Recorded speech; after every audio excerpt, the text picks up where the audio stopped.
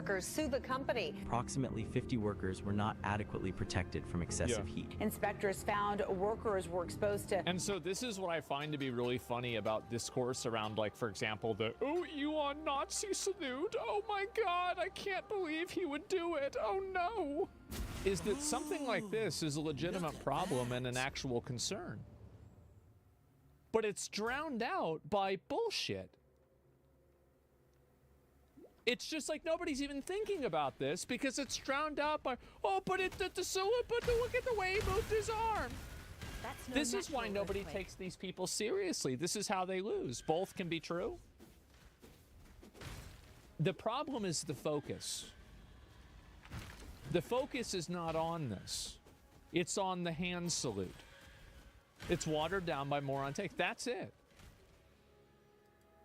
Hexavalent chromium. He's always had a record of abusing workers. There are labor claims against him at the factory in Milpitas for excessive heat and putting workers into dangerous conditions. Yet, without the ability to unionize and demand fair wages and conditions, these complaints have mostly died in the courts or fallen on deaf ears at Tesla corporate. Elon has said that his anti-union stance isn't about making more money for himself, but actually because unions kind of kill the vibe. And I think the unions naturally try to create negativity in a company and create a sort of lords and peasants situation. Anyways, after being snubbed at the sun. And the problem is that there is an element of truth to that.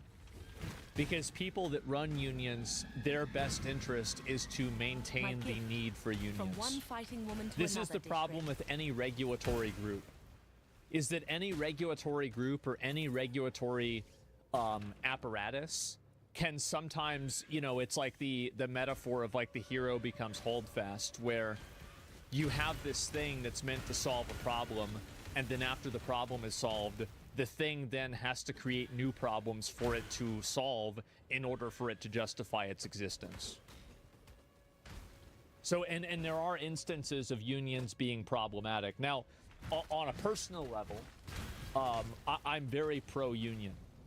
I'm very much pro-union, and I think that unions are, like, right now, like, the pendulum is too far in the direction of corporations. And Elon was pissed. So you were pissed. And around this exact time, two more things happened in Elon's personal life that made things even worse. First, he separated with his then partner, Grimes, a visually liberal lady with whom he has multiple children. Elon Musk and Grimes have publicly announced their separation. And simultaneously, one of his kids came out as transgender, changed their name, and denounced their dad. Vivian cut ties with Elon in 2022 after filing a petition to change her name due to her gender identity and her severed relationship with her father. So my son Xavier is dead. Killed by the woke mind virus. I no longer live with or wish to be related to my biological father in any way, shape, or form. Jesus Christ. I can't imagine what that would be like. If we were to look at Elon's conservative radicalization through the unmet core needs theory that I laid out in our recently premiered documentary, Dear Kelly, it's safe to say that through the collapse of his family and government backing, he lost his security. Through the loss of his status as the Democrat-backed tech darling, his significance, and through the estrangement of his then-girlfriend and child, connection. It was after... This is why canceling people radicalizes them. And this is the long-term effect of this, like, cancellation culture. Like you, I don't think that I've been radicalized at all. I think that I'm radically normal, and the people that are radical get mad at me. That's the thing, is that I think everybody else has gotten radicalized around me, and I've stayed the same. You can, and you can take that to the bank, by the way. Go back and watch a video that I did 5 years ago.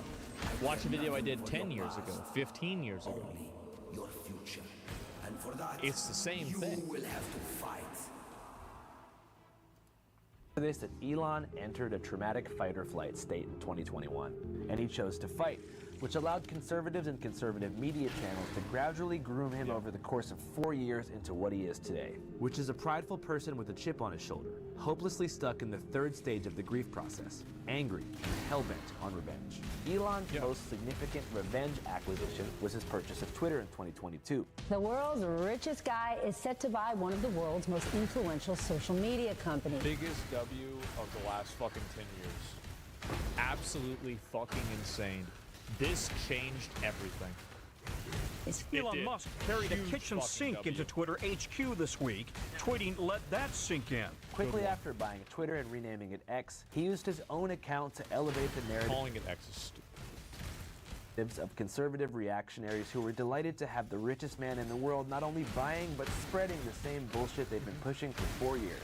Still, for all of 2023 and most of 2024, Elon was red-pilled but not fully a Trump guy. He actually backed Florida Governor Ron DeSantis for president. Elon Musk tipping his hat toward Florida Governor Ron DeSantis to be the next president of the United States. I remember this. But when it turned out that DeSantis wouldn't really be the right guy, it was all Trump. Kind of. It wasn't until the Butler, Pennsylvania incident, when someone tried to kill Donald Trump, that Elon said, "I want to fight beside him too." And he kicked off his endorsement with a $120 million donation to the Trump campaign. That's a lot of money. 100. I think that's a really good thing that one person with a lot of money can buy an election.